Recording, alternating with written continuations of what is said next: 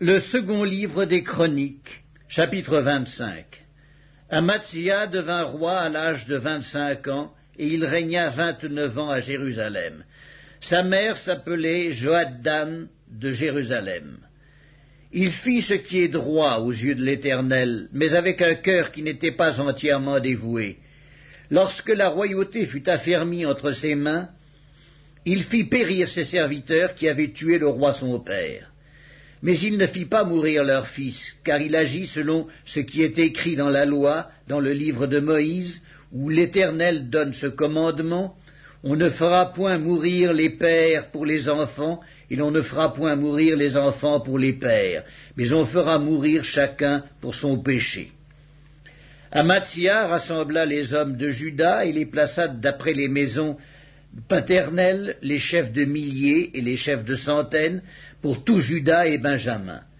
Il en fit le dénombrement depuis l'âge de 20 ans et au-dessus, et il trouva 300 000 hommes d'élite, en état de porter les armes, maniant la lance et le bouclier.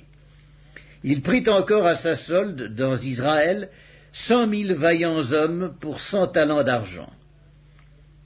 Un homme de Dieu vint auprès de lui et dit: Ô roi, qu'une armée d'Israël ne marche point avec toi, car l'Éternel n'est pas avec Israël, avec tous ses fils d'Éphraïm. Si tu vas avec eux, quand même tu ferais au combat des actes de vaillance, Dieu te fera tomber devant l'ennemi, car Dieu a le pouvoir d'aider et de faire tomber. Amatzia dit à l'homme de Dieu: Et comment agir à l'égard des 100 talents que j'ai donnés à la troupe d'Israël? L'homme de Dieu répondit: L'Éternel peut te donner bien plus que cela. Alors Amatzia sépara la troupe qui lui était venue d'Éphraïm, afin que ces gens retournassent chez eux. Mais ils furent très irrités contre Juda, et ils s'en allèrent chez eux avec une ardente colère. Amatzia prit courage et conduisit son peuple. Il alla dans la vallée du sel, et il battit 10 000 hommes des fils de Séhir. Et les fils de Juda en saisirent 10 000 vivants, qu'ils menèrent au sommet d'un rocher, d'où ils les précipitèrent, et tous furent écrasés. Cependant, les gens de la troupe qu'Amatzia avait renvoyés pour qu'ils n'allassent pas à la guerre avec lui, firent une invasion dans les villes de Juda, depuis Samarie jusqu'à Beth-horon, y tuèrent 3 000 personnes et enlevèrent de nombreuses dépouilles. Lorsqu'Amatzia fut de retour après la défaite des Édomites, il fit venir les dieux des fils de Séhir et se les établit pour Dieu. Il se prosterna devant eux et leur offrit des parfums. Alors la colère de l'Éternel s'enflamma contre Amatzia, et il envoya vers lui un prophète qui lui dit: Pourquoi as-tu recherché les dieux de ce peuple, quand ils n'ont pu délivrer leur peuple de ta main? Comme il parlait, Amatzia lui dit: Est-ce que nous t'avons fait conseiller du roi? Retire-toi. Pourquoi veux-tu qu'on te frappe? Le prophète se retira en disant: Je sais que Dieu a résolu de te détruire parce que tu as fait cela et que tu n'as pas écouté mon conseil. Après s'être consulté, Amatzia, roi de Juda, envoya dire à Joas, fils de Joachaz, fils de Jéhu, roi d'Israël: Viens, voyons-nous en face. Et Joas, roi d'Israël, fit dire à Amatzia, roi de Juda: L'épine du Liban envoya dire au cèdre du Liban: Donne ta fille pour femme à mon fils. Et les bêtes sauvages qui sont au Liban passèrent et foulèrent l'épine. Tu as battu les Édomites, penses-tu, et ton cœur s'élève pour te glorifier. Reste maintenant chez toi. Pourquoi t'engager dans une malheureuse entreprise qui amènerait ta ruine et celle de Juda? Mais Amatzia ne l'écouta pas, car Dieu avait résolu de les livrer entre les mains de l'ennemi, parce qu'ils avaient recherché les dieux d'Édom.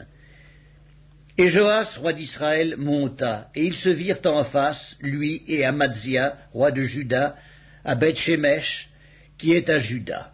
Juda fut battu par Israël, et chacun s'enfuit dans sa tente. Joas, roi d'Israël, prit à Beth-Shemesh Amatzia, roi de Juda, fils de Joas, fils de Joachaz.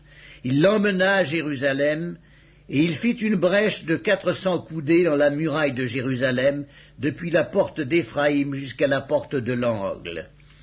Il prit tout l'or et l'argent et tous les vases qui se trouvaient dans la maison de Dieu, chez Obed-Édom, et les trésors de la maison du roi. Il prit aussi des otages, et il retourna à Samarie. Amazia, fils de Joas, roi de Juda, vécut 15 ans après la mort de Joas, fils de Joachaz, roi d'Israël. Le reste des actions d'Amazia, les premières et les dernières, cela n'est-il pas écrit dans le livre des rois de Juda et d'Israël? Depuis qu'Amazia se fut détourné de l'Éternel, il se forma contre lui une conspiration à Jérusalem, et il s'enfuit à Lachis. Mais on le poursuivit à Lachis, et on le fit mourir. On le transporta sur des chevaux, et on l'enterra avec ses pères dans la ville de Juda. Le second livre des Chroniques, chapitre 26.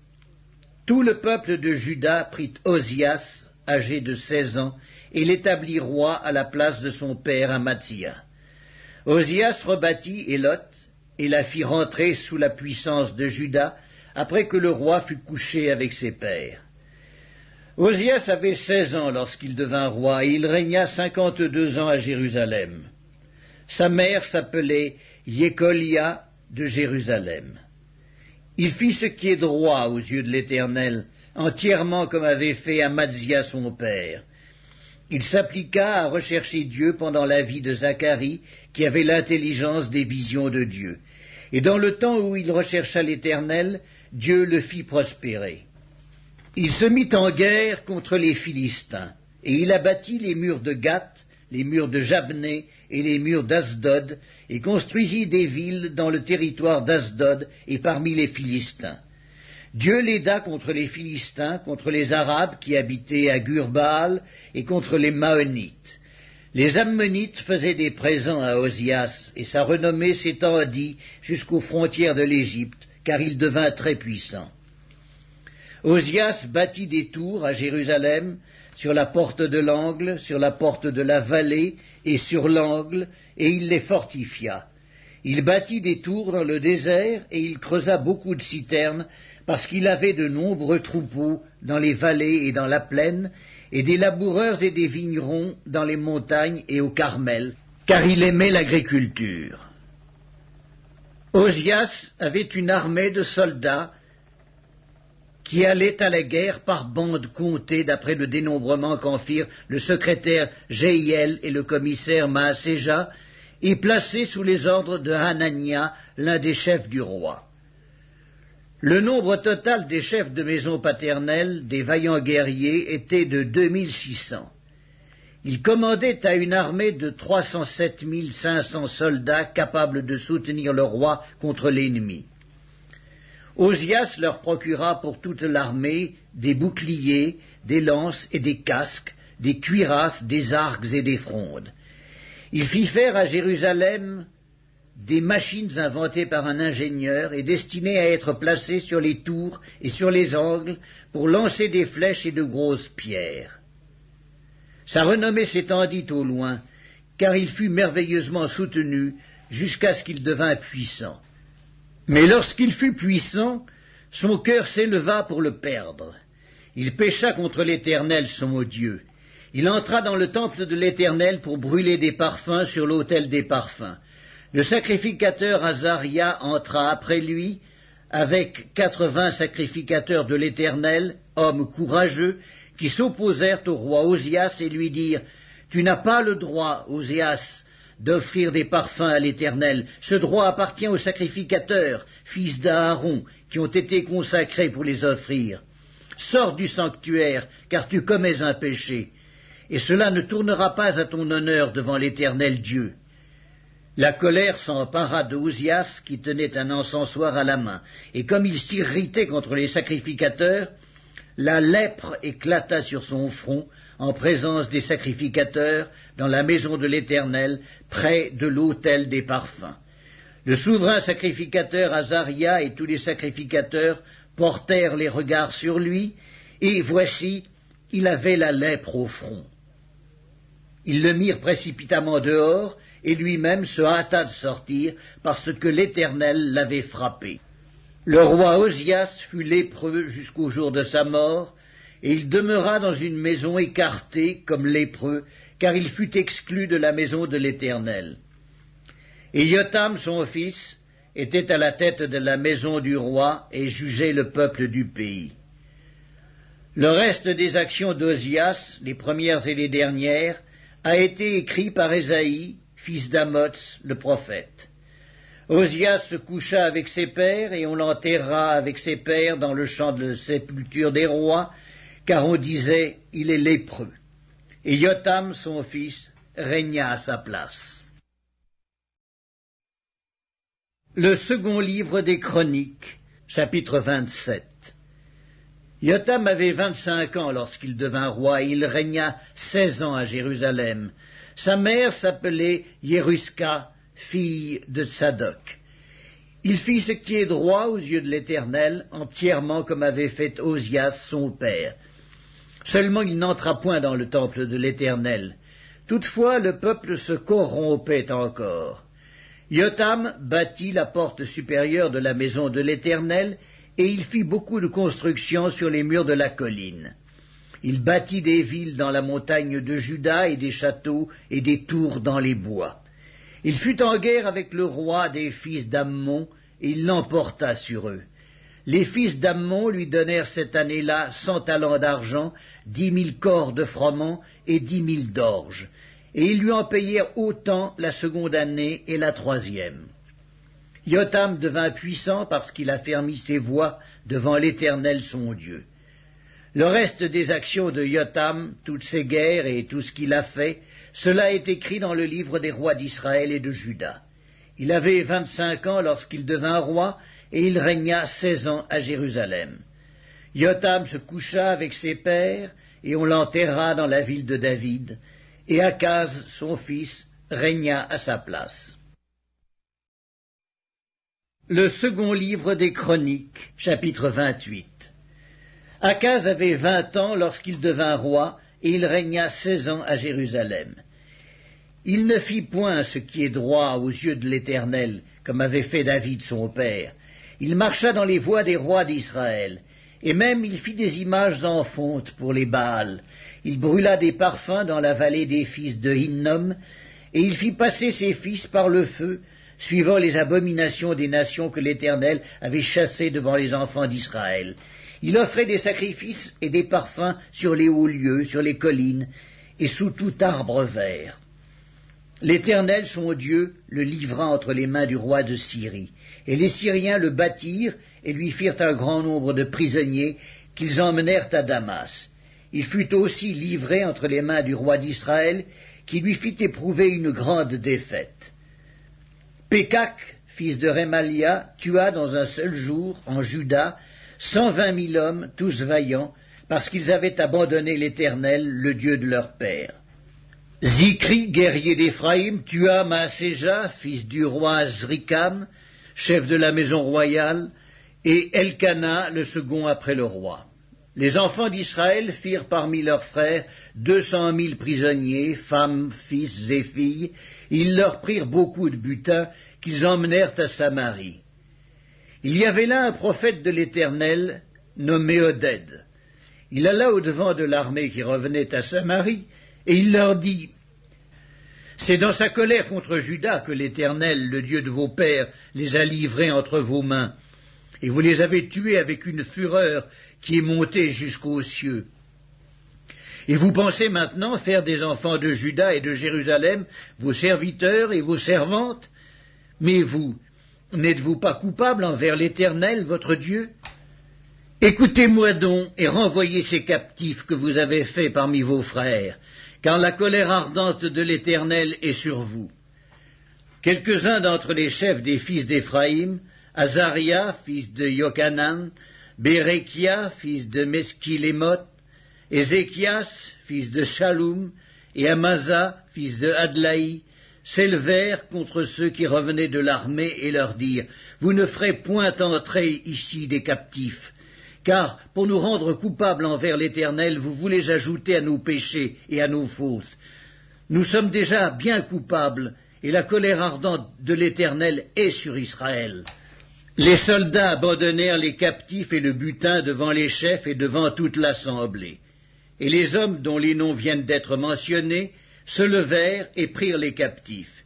Ils employèrent le butin à vêtir tous ceux qui étaient nus, ils leur donnèrent des habits et des chaussures, ils les firent manger et boire, ils les joignirent, ils conduisirent sur des ânes tous ceux qui étaient fatigués, et ils les menèrent à Jéricho, la ville des palmiers, auprès de leurs frères. Puis ils retournèrent à Samarie. En ce temps-là, le roi Akaz envoya demander du secours au roi d'Assyrie. Les Édomites vinrent encore, battirent Juda et emmenèrent des captifs. Les Philistins firent une invasion dans les villes de la plaine et du midi de Juda. Ils prirent Beth-Shemesh, Ajalon, Guédéroth, Soko et les villes de son ressort, Timna et les villes de son ressort, Gimzo et les villes de son ressort, et ils s'y établirent. Car l'Éternel humilia Juda à cause d'Akaz, roi d'Israël, qui avait jeté le désordre dans Juda et commis des péchés contre l'Éternel. Tilgat-Pilnézer, roi d'Assyrie, vint contre lui, le traita en ennemi et ne le soutint pas. Car Akaz dépouilla la maison de l'Éternel, la maison du roi et celle des chefs, pour faire des présents au roi d'Assyrie, ce qui ne lui fut d'aucun secours. Pendant qu'il était dans la détresse, il continuait à pécher contre l'Éternel, lui, le roi Akaz. Il sacrifia au dieu de Damas qu'il avait frappé, et il dit, « Puisque les dieux des rois de Syrie leur viennent en aide, je leur sacrifierai pour qu'ils me secourent. » Mais ils furent l'occasion de sa chute et de celle de tout Israël.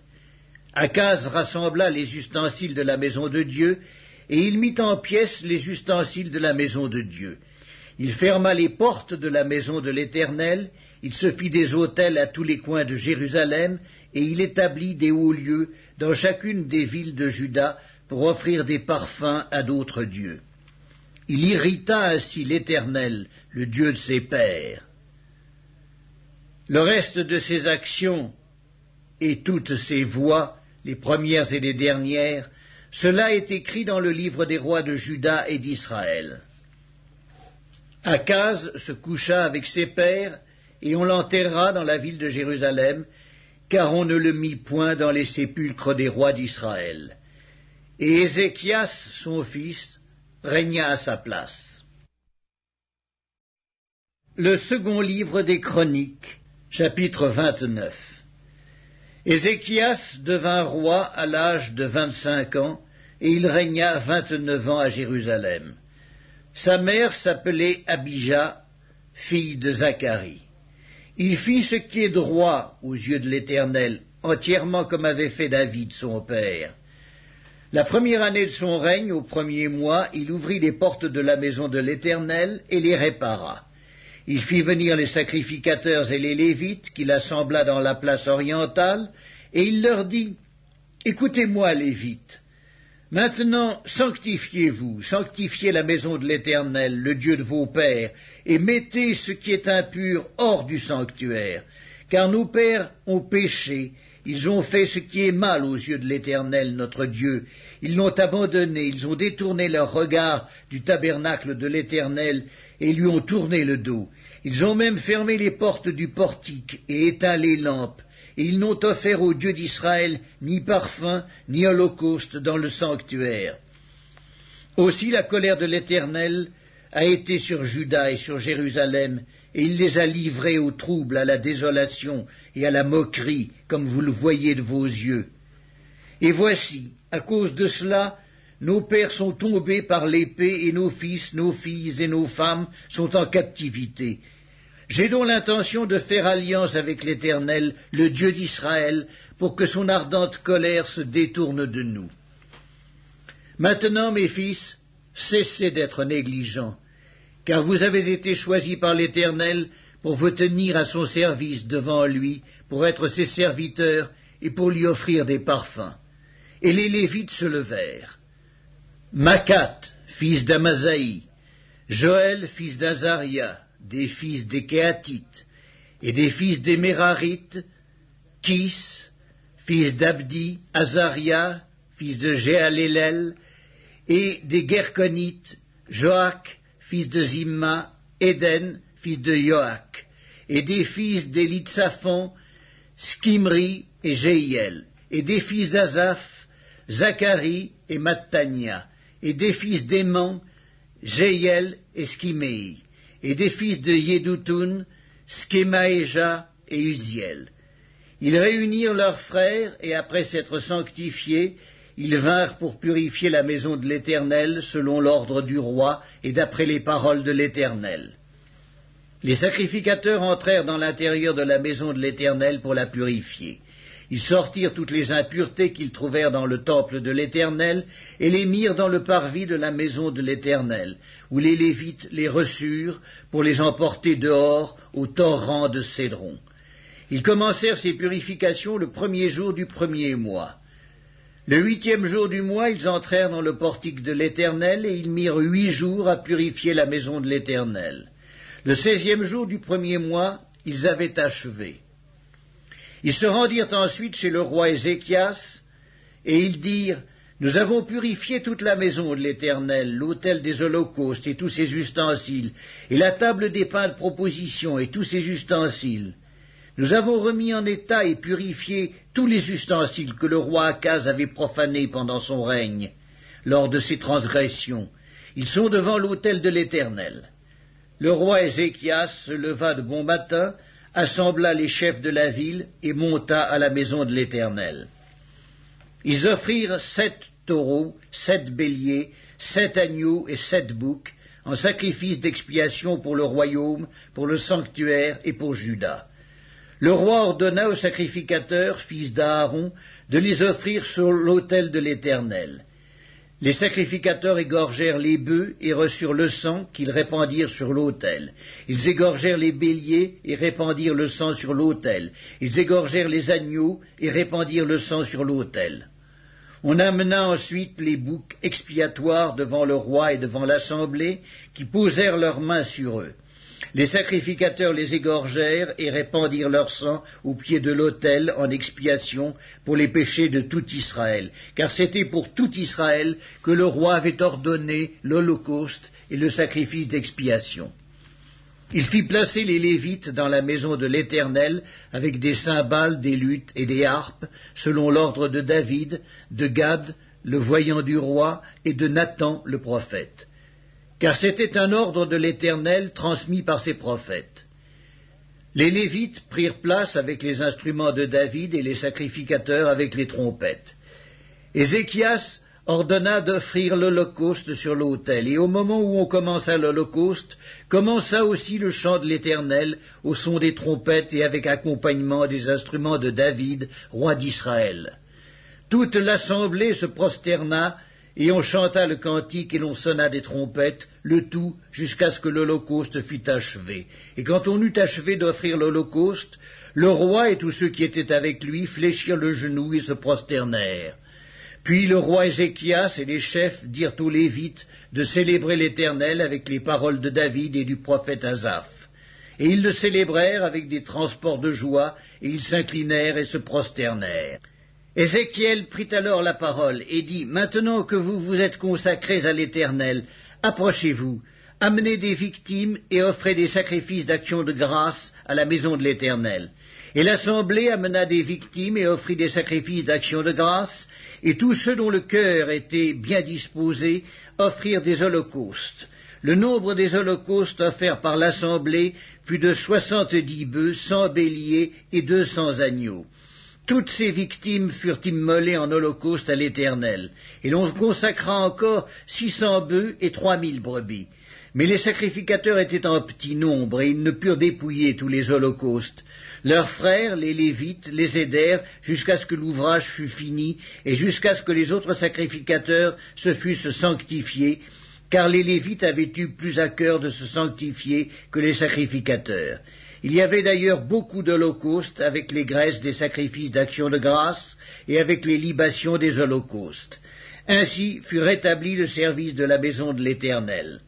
Ézéchias et tout le peuple se réjouirent de ce que Dieu avait bien disposé le peuple, car la chose se fit subitement. Le second livre des Chroniques, chapitre 30. Ézéchias envoya des messagers dans tout Israël et Juda, et il écrivit aussi des lettres à Éphraïm et à Manassé, pour qu'ils vinssent à la maison de l'Éternel à Jérusalem célébrer la Pâque en l'honneur de l'Éternel, le Dieu d'Israël. Le roi, ses chefs et toute l'assemblée avaient tenu conseil à Jérusalem afin que la Pâque fût célébrée au second mois, car on ne pouvait la faire en son temps, parce que les sacrificateurs ne s'étaient pas sanctifiés en assez grand nombre, et que le peuple n'était pas rassemblé à Jérusalem. La chose ayant eu l'approbation du roi et de toute l'assemblée, ils décidèrent de faire une publication dans tout Israël, depuis Beer-Shéba jusqu'à Dan, pour que l'on vînt à Jérusalem célébrer la Pâque en l'honneur de l'Éternel, le Dieu d'Israël, car elle n'était plus célébrée par la multitude comme il est écrit. Les coureurs allèrent avec les lettres du roi et de ses chefs dans tout Israël et Juda. Et d'après l'ordre du roi, ils dirent, « Enfants d'Israël, revenez à l'Éternel, le Dieu d'Abraham, d'Isaac et d'Israël, afin qu'il revienne à vous, reste échappé de la main des rois d'Assyrie. Ne soyez pas comme vos pères et comme vos frères, qui ont péché contre l'Éternel, le Dieu de leur père, et qui l'a livré à la désolation, comme vous le voyez. Ne raidissez donc pas votre cou comme vos pères. Donnez la main à l'Éternel, venez à son sanctuaire, qu'il a sanctifié pour toujours, et servez l'Éternel votre Dieu, pour que sa colère ardente se détourne de vous. Si vous revenez à l'Éternel, vos frères et vos fils trouveront miséricorde auprès de ceux qui les ont emmenés captifs, et ils reviendront dans ce pays. Car l'Éternel votre Dieu est compatissant et miséricordieux, et il ne détournera pas sa face de vous si vous revenez à lui. Les coureurs allèrent ainsi de ville en ville dans le pays d'Éphraïm et de Manassé, et jusqu'à Zabulon. Mais on se riait et l'on se moquait d'eux. Cependant, quelques hommes d'Azer, de Manassé et de Zabulon s'humilièrent et vinrent à Jérusalem. Dans Juda aussi, la main de Dieu se déploya pour leur donner un même cœur et leur faire exécuter l'ordre du roi et des chefs selon la parole de l'Éternel. Un peuple nombreux se réunit à Jérusalem pour célébrer la fête des pains sans levain au second mois. Ce fut une immense assemblée. Ils se levèrent et ils firent disparaître les autels sur lesquels on sacrifiait dans Jérusalem, et tous ceux sur lesquels on offrait des parfums, et ils les jetèrent dans le torrent de Cédron. Ils immolèrent ensuite la Pâque le 14e jour du second mois. Les sacrificateurs et les Lévites, saisis de confusion, s'étaient sanctifiés, et ils offrirent des holocaustes dans la maison de l'Éternel. Ils occupaient leur place ordinaire, conformément à la loi de Moïse, homme de Dieu, et les sacrificateurs répandaient le sang qu'ils recevaient de la main des Lévites. Comme il y avait dans l'assemblée beaucoup de gens qui ne s'étaient pas sanctifiés, les Lévites se chargèrent d'immoler les victimes de la Pâque pour tous ceux qui n'étaient pas purs, afin de les consacrer à l'Éternel. Car une grande partie du peuple, beaucoup de ceux d'Éphraïm, de Manassé, d'Issachar et de Zabulon, ne s'étaient pas purifiés, et ils mangèrent la Pâque sans se conformer à ce qui est écrit. Mais Ézéchias pria pour eux en disant « Veuille l'Éternel qui est bon, pardonner à tous ceux qui ont appliqué leur cœur à chercher Dieu, l'Éternel, le Dieu de leur père, quoiqu'ils n'aient pas pratiqué la sainte purification. » L'Éternel exauça Ézéchias, et il pardonna au peuple. Ainsi les enfants d'Israël qui se trouvèrent à Jérusalem célébrèrent la fête des pains sans levain pendant 7 jours, avec une grande joie. Et chaque jour, les Lévites et les sacrificateurs louaient l'Éternel avec les instruments qui retentissaient en son honneur. Ézéchias parla au cœur de tous les Lévites, qui montraient une grande intelligence pour le service de l'Éternel. Ils mangèrent les victimes pendant 7 jours, offrant des sacrifices d'action de grâce et louant l'Éternel, le Dieu de leur père. Toute l'assemblée fut d'avis de célébrer 7 autres jours, et ils célébrèrent joyeusement ces 7 jours, car Ézéchias, roi de Juda, avait donné à l'assemblée 1000 taureaux et 7000 brebis, et les chefs lui donnèrent 1000 taureaux et 10 000 brebis, et des sacrificateurs en grand nombre s'étaient sanctifiés. Toute l'assemblée de Juda et les sacrificateurs et les Lévites et tout le peuple venu d'Israël et les étrangers venus du pays d'Israël ou établis en Juda se livrèrent à la joie. Il y eut à Jérusalem de grandes réjouissances, et depuis le temps de Salomon, fils de David, roi d'Israël, rien de semblable n'avait eu lieu dans Jérusalem. Les sacrificateurs et les Lévites se levèrent et bénirent le peuple, et leur voix fut entendue et leur prière parvint jusqu'aux cieux, jusqu'à la sainte demeure de l'Éternel. Le second livre des Chroniques, chapitre 31. Lorsque tout cela fut terminé, tous ceux d'Israël qui étaient présents partirent pour les villes de Juda, et ils brisèrent les statues, abattirent les idoles, et renversèrent entièrement les hauts lieux et les autels dans tout Juda et Benjamin, et dans Éphraïm et Manassé. Puis tous les enfants d'Israël retournèrent dans leur ville, chacun dans sa propriété. Ézéchias rétablit les classes des sacrificateurs et des Lévites d'après leur division, chacun selon ses fonctions, sacrificateurs et Lévites, pour les holocaustes et les sacrifices d'action de grâce, pour le service, pour les chants et les louanges, aux portes du camp de l'Éternel. Le roi donna une portion de ses biens pour les holocaustes du matin et du soir, et pour les holocaustes des sabbats, des nouvelles lunes et des fêtes, comme il est écrit dans la loi de l'Éternel. Et il dit au peuple, aux habitants de Jérusalem, de donner la portion des sacrificateurs et des Lévites afin qu'ils observassent fidèlement la loi de l'Éternel. Lorsque la chose fut répandue, les enfants d'Israël donnèrent en abondance les prémices du blé, du mou, de l'huile, du miel et de tous les produits des champs. Ils apportèrent aussi en abondance la dîme de tout. De même, les enfants d'Israël et de Juda qui demeuraient dans les villes de Juda donnèrent la dîme du gros et du menu bétail et la dîme des choses saintes qui étaient consacrées à l'Éternel, leur Dieu, et dont on fit plusieurs tas. On commença à former les tas au 3e mois et l'on acheva au 7e mois. Ézéchias et les chefs vinrent voir les tas et ils bénirent l'Éternel et son peuple d'Israël. Et Ézéchias interrogea les sacrificateurs et les Lévites au sujet de ces tas. Alors le souverain sacrificateur Azaria, de la maison de Sadoc, lui répondit « Depuis qu'on a commencé d'apporter les offrandes dans la maison de l'Éternel, nous avons mangé, nous nous sommes rassasiés, et nous en avons beaucoup laissé, car l'Éternel a béni son peuple, et voici la grande quantité qu'il y a de reste. » Ézéchias donna l'ordre de préparer des chambres dans la maison de l'Éternel, et on les prépara. On y apporta fidèlement les offrandes, la dîme et les choses saintes. Le Lévite Conania en eut l'intendance et son frère Skiméi était en second. Jéiel, Azazia, Nakat, Azaël, Jérimoth, Josabad, Eliel, Gismakia, Makat et Benaja étaient employés sous la direction de Conania et de son frère Skiméi, d'après l'ordre du roi Ézéchias et d'Azaria, chef de la maison de Dieu. Le Lévite Coré, fils de Jimna, portier de l'Orient, avait l'intendance des dons volontaires faits à Dieu pour distribuer ce qui était présenté à l'Éternel par élévation et les choses très saintes.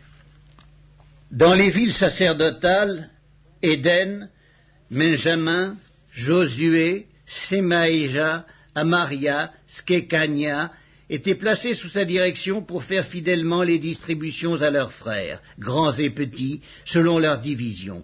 Aux mâles enregistrés depuis l'âge de 3 ans et au-dessus, à tous ceux qui entraient journellement dans la maison de l'Éternel pour faire leur service selon leurs fonctions et selon leur division, aux sacrificateurs enregistrés d'après leur maison paternelle, et aux Lévites de 20 ans et au-dessus, selon leurs fonctions et selon leur division, à ceux de toute l'assemblée enregistrés avec tous leurs petits-enfants, leurs femmes, leurs fils et leurs filles, car ils se consacraient fidèlement au service du sanctuaire. Et pour les fils d'Aaron, les sacrificateurs qui demeuraient à la campagne, dans les banlieues de leur ville, il y avait dans chaque ville des hommes désignés par leur nom pour distribuer les portions à tous les mâles des sacrificateurs et à tous les Lévites enregistrés. Voilà ce que fit Ézéchias dans tout Juda. Il fit ce qui est bien, ce qui est droit, ce qui est vrai devant l'Éternel son Dieu. Il agit de tout son cœur et il réussit dans tout ce qu'il entreprit en recherchant son Dieu pour le service de la maison de Dieu, pour la loi et pour les commandements. Le second livre des Chroniques, chapitre 32. Après ces choses et ces actes de fidélité, parut Sankérib, roi d'Assyrie, qui pénétra en Juda et assiégea les villes fortes, dans l'intention de s'en emparer. Ézéchias, voyant que Sankérib était venu et qu'il se proposait d'attaquer Jérusalem, tint conseil avec ses chefs et ses hommes vaillants afin de boucher les sources d'eau qui étaient hors de la ville. Et ils furent de son avis. Une foule de gens se rassemblèrent et ils bouchèrent toutes les sources et le ruisseau qui coule au milieu de la contrée. Pourquoi, disait-il, les rois d'Assyrie trouveraient-ils à leur arrivée des eaux en abondance? Ézéchias prit courage, il reconstruisit la muraille qui était en ruine et l'éleva jusqu'au tour, bâtit un autre mur en dehors, fortifia Milo dans la cité de David et prépara une quantité d'armes et de boucliers. Il donna des chefs militaires au peuple et les réunit auprès de lui sur la place de la porte de la ville. S'adressant à leur cœur, il dit « Fortifiez-vous et ayez du courage, ne craignez point et ne soyez point effrayés devant le roi d'Assyrie et devant toute la multitude qui est avec lui, car avec nous il n'y a plus qu'avec lui. Avec lui est un bras de chair et avec nous l'Éternel, notre Dieu, qui nous aidera et qui combattra pour nous. » Le peuple eut confiance dans les paroles d'Ézéchias, roi de Juda. Après cela, Sankérib, roi d'Assyrie, envoya ses serviteurs à Jérusalem, pendant qu'il était devant Lachis avec toutes ses forces. Il les envoya vers Ézéchias, roi de Juda, et vers tous ceux de Juda qui étaient à Jérusalem, pour leur dire « Ainsi parle Sankérib, roi d'Assyrie. Sur quoi repose votre confiance pour que vous restiez à Jérusalem dans la détresse ? Ézéchias ne vous abuse-t-il pas pour vous livrer à la mort par la famine et par la soif, quand il dit « L'Éternel notre Dieu nous sauvera de la main du roi d'Assyrie » N'est-ce pas lui, Ézéchias, qui a fait disparaître les hauts lieux et les autels de l'Éternel, et qui a donné cet ordre à Juda et à Jérusalem? Vous vous prosternerez devant un seul autel, et vous y offrirez des parfums. Ne savez-vous pas ce que nous avons fait, moi et mes pères, à tous les peuples des autres pays? Les dieux des nations de ces pays ont-ils pu délivrer leur pays de ma main? Parmi tous les dieux de ces nations que mes pères ont exterminés, quel est celui qui a pu délivrer son peuple de ma main pour que votre Dieu puisse vous délivrer de ma main? Qu'Ézéchias ne vous séduise donc point et qu'il ne vous abuse point ainsi. Ne vous fiez pas à lui, car aucun dieu d'aucune nation ni d'aucun royaume n'a pu délivrer son peuple de ma main et de la main de mes pères. Combien moins votre Dieu vous délivrera-t-il de ma main? Les serviteurs de Sankérib parlèrent encore contre l'Éternel Dieu et contre Ézéchias son serviteur, et il envoya une lettre insultante pour l'Éternel, le Dieu d'Israël, en s'exprimant ainsi contre lui. De même que les dieux des nations des autres pays n'ont pu délivrer leur peuple de ma main, de même le Dieu d'Ézéchias ne délivrera pas son peuple de ma main. Les serviteurs de Sankérib crièrent à haute voix en langue judaïque, afin de jeter l'effroi et l'épouvante parmi le peuple de Jérusalem qui était sur la muraille, et de pouvoir ainsi s'emparer de la ville. Ils parlèrent du Dieu de Jérusalem comme des dieux des peuples de la terre, ouvrage de main d'homme. Le roi Ézéchias et le prophète Ésaïe, fils d'Amoz, se mirent à prier à ce sujet, et ils crièrent au ciel. Alors l'Éternel envoya un ange qui extermina dans le camp du roi d'Assyrie tous les vaillants hommes, les princes et les chefs, et le roi confus retourna dans son pays. Il entra dans la maison de son Dieu, et là ceux qui étaient sortis de ses entrailles le firent tomber par l'épée. Ainsi l'Éternel sauva Ézéchias et les habitants de Jérusalem de la main de Sankérib, roi d'Assyrie, et de la main de tous, et il les protégea contre ceux qui les entouraient. Beaucoup de gens apportèrent dans Jérusalem des offrandes à l'Éternel et de riches présents à Ézéchias, roi de Juda, qui depuis lors fut élevé aux yeux de toutes les nations. En ce temps-là, Ézéchias fut malade à la mort. Il fit une prière à l'Éternel, et l'Éternel lui adressa la parole et lui accorda un prodige. Mais Ézéchias ne répondit point au bienfait qu'il avait reçu, car son cœur s'éleva, et la colère de l'Éternel fut sur lui et sur Juda et Jérusalem. Alors Ézéchias, du sein de son orgueil, s'humilia avec les habitants de Jérusalem, et la colère de l'Éternel ne vint pas sur eux pendant la vie d'Ézéchias.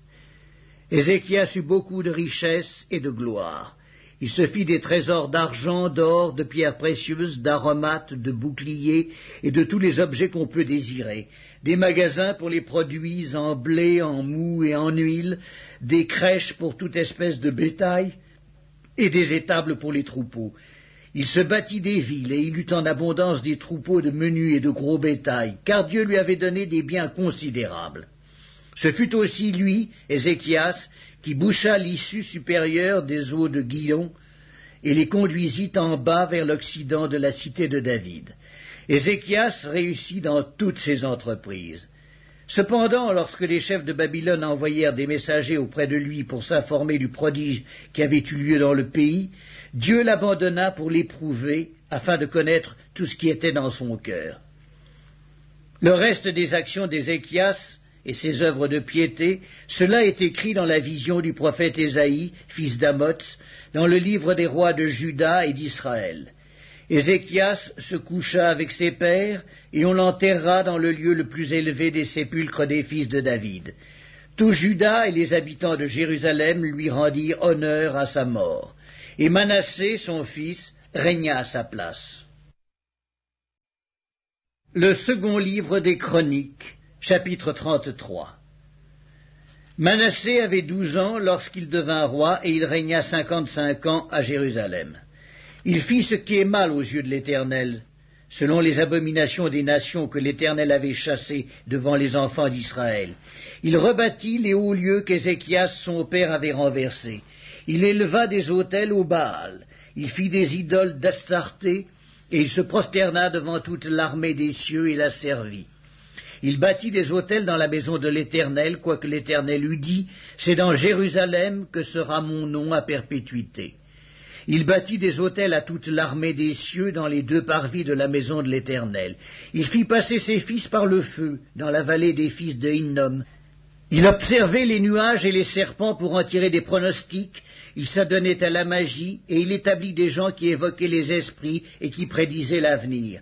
Il fit de plus en plus ce qui est mal aux yeux de l'Éternel, afin de l'irriter. Il plaça l'image taillée de l'idole qu'il avait faite dans la maison de Dieu, de laquelle Dieu avait dit à David et à Salomon son fils, « C'est dans cette maison et c'est dans Jérusalem que j'ai choisi parmi toutes les tribus d'Israël que je veux à toujours placer mon nom. Je ne ferai plus sortir Israël du pays que j'ai destiné à vos pères, pourvu seulement qu'ils aient soin de mettre en pratique tout ce que je leur ai commandé, selon toute la loi, les préceptes et les ordonnances prescrits par Moïse. » Mais Manassé fut cause que Juda et les habitants de Jérusalem s'égarèrent et firent le mal plus que les nations que l'Éternel avait détruites devant les enfants d'Israël. L'Éternel parla à Manassé et à son peuple, et ils n'y firent point attention. Alors l'Éternel fit venir contre eux les chefs de l'armée du roi d'Assyrie, qui saisirent Manassé et le mirent dans les fers. Ils le lièrent avec des chaînes d'airain et le menèrent à Babylone. Lorsqu'il fut dans la détresse, il implora l'Éternel son Dieu, et il s'humilia profondément devant le Dieu de ses pères. Il lui adressa ses prières, et l'Éternel, se laissant fléchir, exauça ses supplications et le ramena à Jérusalem dans son royaume. Et Manassé reconnut que l'Éternel est Dieu. Après cela, il bâtit en dehors de la ville de David et à l'occident, vers Guillon, dans la vallée, un mur qui se prolongeait jusqu'à la porte des Poissons, et dont il entoura la colline, et il l'éleva à une grande hauteur. Et il mit aussi des chefs militaires dans toutes les villes fortes de Juda. Il fit disparaître de la maison de l'Éternel les dieux étrangers et l'idole, et il renversa tous les autels qu'il avait bâtis sur la montagne de la maison de l'Éternel et à Jérusalem, et il les jeta hors de la ville. Il rétablit l'autel de l'Éternel, et il y offrit des sacrifices d'action de grâce et de reconnaissance, et il ordonna à Juda de servir l'Éternel, le Dieu d'Israël. Le peuple sacrifiait bien encore sur les hauts lieux, mais seulement à l'Éternel son Dieu. Le reste des actions de Manassé, sa prière à son Dieu, et les paroles des prophètes qui lui parlèrent au nom de l'Éternel, le Dieu d'Israël, cela est écrit dans les actes des rois d'Israël. Sa prière et la manière dont Dieu l'exauça, ses péchés et ses infidélités, les places où il bâtit des hauts lieux et dressa des idoles et des images taillées avant de s'être humilié, cela est écrit dans le livre de Osaïe. Manassé se coucha avec ses pères et on l'enterra dans sa maison. Et Amon, son fils, régna à sa place. Amon avait 22 ans lorsqu'il devint roi, et il régna 2 ans à Jérusalem. Il fit ce qui est mal aux yeux de l'Éternel, comme avait fait Manassé son père. Il sacrifia toutes les images taillées qu'avait faites Manassé son père, et il les servit. Il ne s'humilia pas devant l'Éternel comme s'était humilié Manassé son père, car lui, Amon, se rendit de plus en plus coupable. Ses serviteurs conspirèrent contre lui et le firent mourir dans sa maison. Mais le peuple du pays frappa tous ceux qui avaient conspiré contre le roi Amon, et le peuple du pays établit roi Josias, son fils, à sa place. Le second livre des Chroniques, chapitre 34. Josias avait 8 ans lorsqu'il devint roi, et il régna 31 ans à Jérusalem. Il fit ce qui est droit aux yeux de l'Éternel, et il marcha dans les voies de David son père. Il ne s'en détourna ni à droite ni à gauche. La 8e année de son règne, comme il était encore jeune, il commença à rechercher le Dieu de David son père. Et la 12e année, il commença à purifier Juda et Jérusalem des hauts lieux, des idoles, des images taillées et des images en fonte. On renversa devant lui les autels des Baals, et il abattit les statues consacrées au soleil qui étaient dessus. Il brisa les idoles, les images taillées et les images en fonte, et les réduisit en poussière, et il répandit la poussière sur les sépulcres de ceux qui leur avaient sacrifié. Et il brûla les ossements des prêtres sur leurs autels. C'est ainsi qu'il purifia Juda et Jérusalem. Dans les villes de Manassé, d'Éphraïm, de Siméon et même de Nephtali, partout, au milieu de leurs ruines, il renversa les autels, il mit en pièces les idoles et les images taillées, et les réduisit en poussière, et il abattit toutes les statues consacrées au soleil dans tout le pays d'Israël. Puis il retourna à Jérusalem. La 18e année de son règne, après qu'il eut purifié le pays et la maison, il envoya Scaphon, fils d'Atsalia, Maaséja, chef de la ville, et Joach, fils de Joachaz, l'archiviste, pour réparer la maison de l'Éternel son Dieu. Ils se rendirent auprès du souverain sacrificateur, Hilkija, et on livra l'argent qui avait été apporté dans la maison de Dieu, et que les Lévites gardiens du seuil avaient recueilli de Manassé et d'Éphraïm, et de tout le reste d'Israël, et de tout Juda et Benjamin, et des habitants de Jérusalem. On le remit entre les mains de ceux qui étaient chargés de faire exécuter l'ouvrage dans la maison de l'Éternel. Et ils l'employèrent pour ceux qui travaillaient aux réparations de la maison de l'Éternel, pour les charpentiers et les maçons, pour les achats de pierres de taille et de bois destinés aux poutres et à la charpente des bâtiments qu'avaient détruits les rois de Juda. Ces hommes agirent avec probité dans leur travail. Ils étaient placés sous l'inspection de Yakat et Abdias, lévites d'entre les fils de Merari, et de Zacharie et Mesculam d'entre les fils des Kéatites. Tous ceux des Lévites qui étaient habiles musiciens surveillaient les manœuvres et dirigeaient tous les ouvriers occupés aux divers travaux. Il y avait encore d'autres Lévites secrétaires, commissaires et portiers. Au moment où l'on sortit l'argent qui avait été apporté dans la maison de l'Éternel, le sacrificateur Hilkija trouva le livre de la loi de l'Éternel donné par Moïse.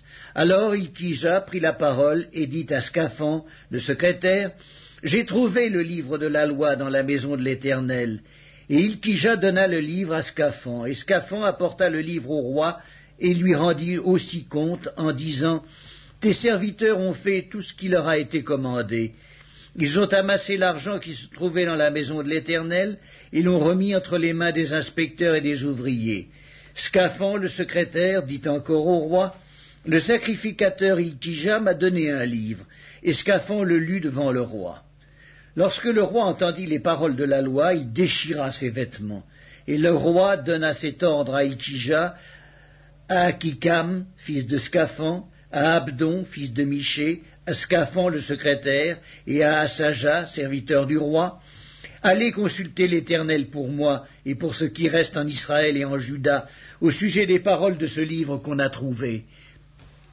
Car grande est la colère de l'Éternel qui s'est répandue sur nous, parce que nos pères n'ont point observé la parole de l'Éternel et n'ont point mis en pratique tout ce qui est écrit dans ce livre. » Hilkija et ceux qu'avait désigné le roi allèrent auprès de la prophétesse Hulda, femme de Scaloum, fils de Tokéhat, fils de Asra, gardien des vêtements.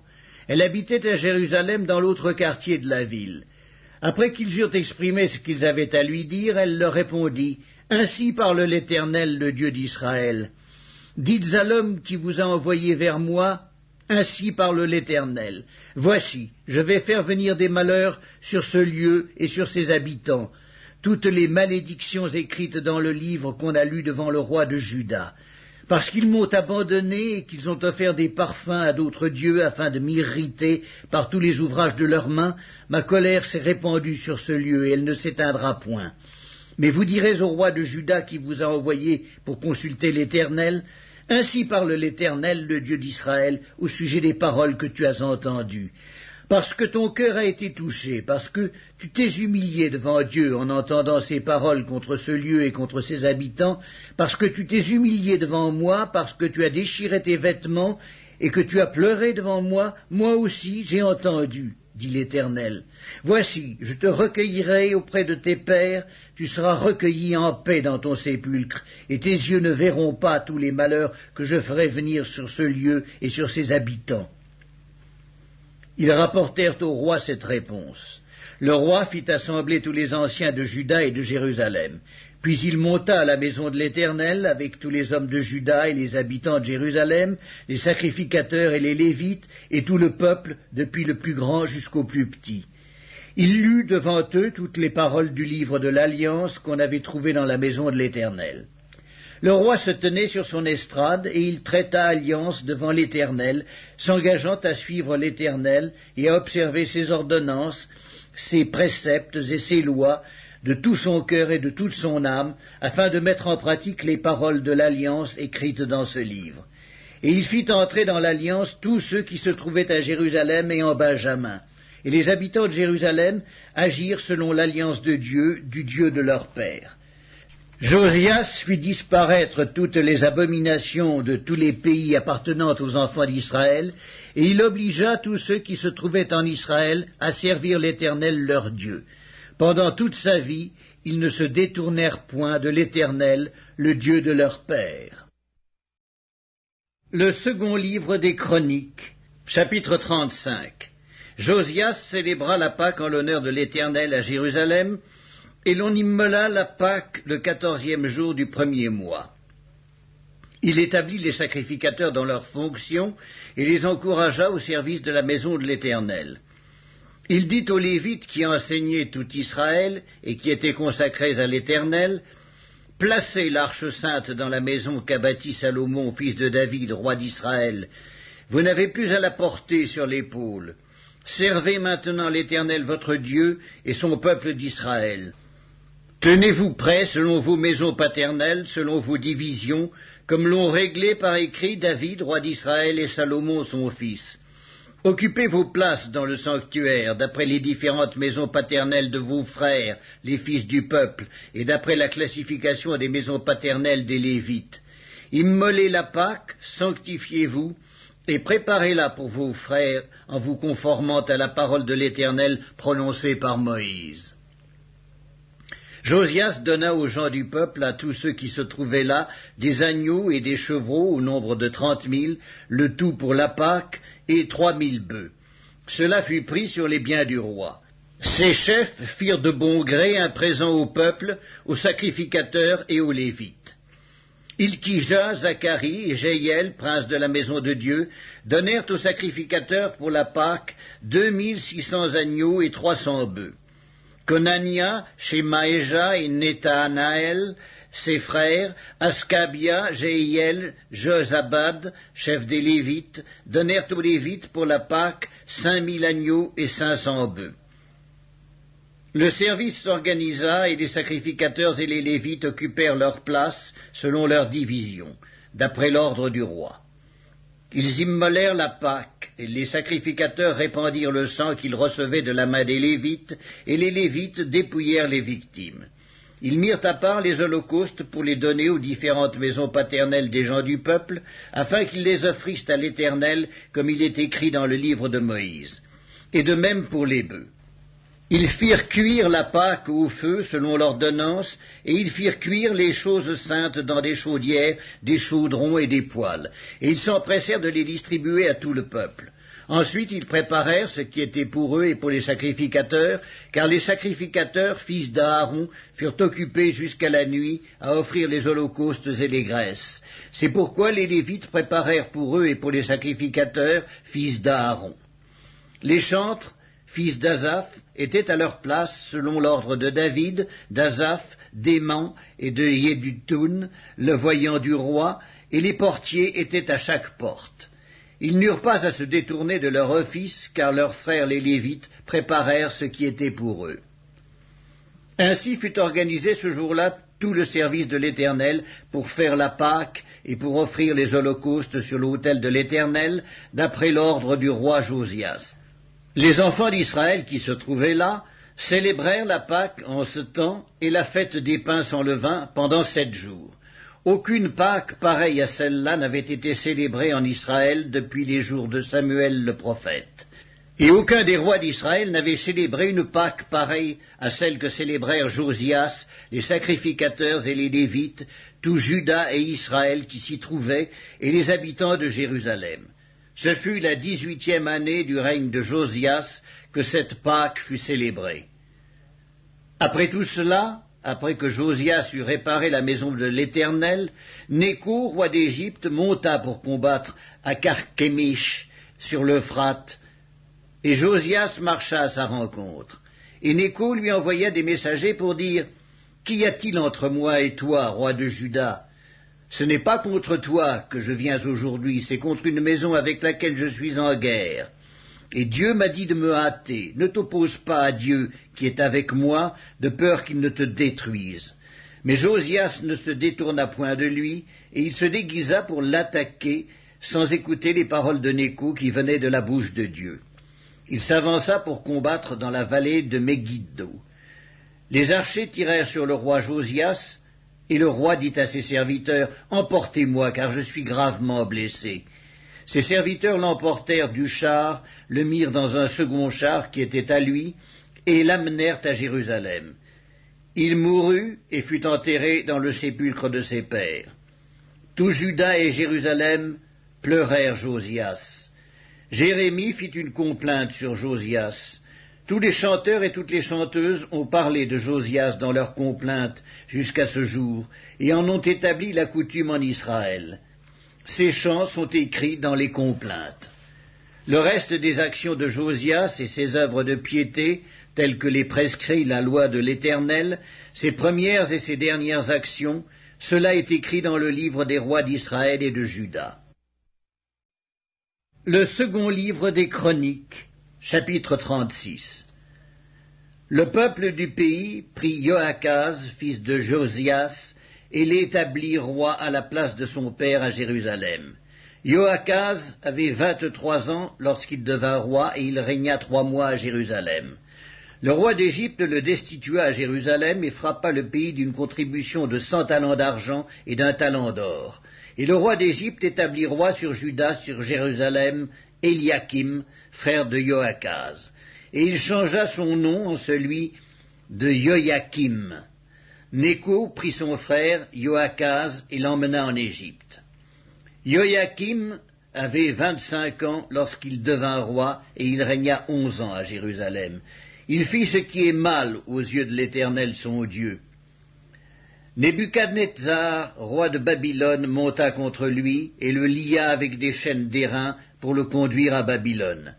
Nebuchadnezzar emporta à Babylone des ustensiles de la maison de l'Éternel, et il les mit dans son palais à Babylone. Le reste des actions de Joachim, les abominations qu'il commit, et ce qui se trouvait en lui, cela est écrit dans le livre des rois d'Israël et de Juda. Et Joachim, son fils, régna à sa place. Joachim avait 8 ans lorsqu'il devint roi, et il régna 3 mois et 10 jours à Jérusalem.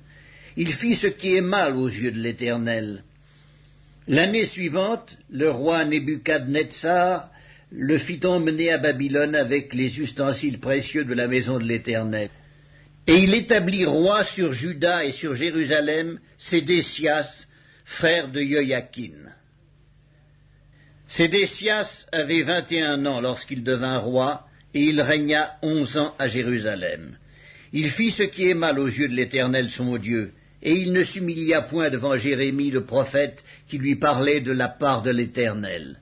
Il se révolta même contre le roi Nebuchadnezzar qu'il avait fait jurer par le nom de Dieu. et il raidit son cou et endurcit son cœur, au point de ne pas retourner à l'Éternel, le Dieu d'Israël.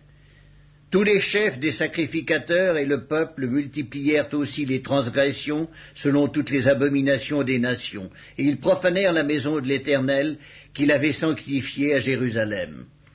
L'Éternel, le Dieu de leur père, donna de bonne heure à ses envoyés la mission de les avertir, car il voulait épargner son peuple et sa propre demeure.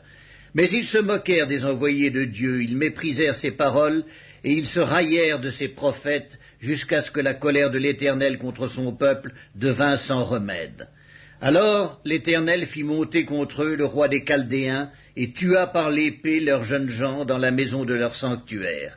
Il n'épargna ni le jeune homme, ni la jeune fille, ni le vieillard, ni l'homme aux cheveux blancs, il livra tout entre ses mains. Nebuchadnezzar emporta à Babylone tous les ustensiles de la maison de Dieu, grands et petits, les trésors de la maison de l'Éternel et les trésors du roi et de ses chefs. Ils brûlèrent la maison de Dieu, ils démolirent les murailles de Jérusalem, ils livrèrent au feu tous ses palais et détruisirent tous les objets précieux. Nebuchadnezzar emmena captifs à Babylone ceux qui échappèrent à l'épée, et ils lui furent assujettis, à lui et à ses fils, jusqu'à la domination du royaume de Perse, afin que s'accomplît la parole de l'Éternel prononcée par la bouche de Jérémie, jusqu'à ce que le pays eût joui de ses sabbats, il se reposa tout le temps qu'il fut dévasté, jusqu'à l'accomplissement de 70 ans. La première année de Cyrus, roi de Perse, afin que s'accomplît la parole de l'Éternel prononcée par la bouche de Jérémie, l'Éternel réveilla l'esprit de Cyrus, roi de Perse, qui fit faire de vive voix et par écrit cette publication dans tout son royaume. Ainsi parle Cyrus, roi de Perse. L'Éternel, le Dieu des cieux, m'a donné tous les royaumes de la terre, et il m'a commandé de lui bâtir une maison à Jérusalem en Juda. Qui d'entre vous est de son peuple? Que l'Éternel, son Dieu, soit avec lui, et qu'il monte.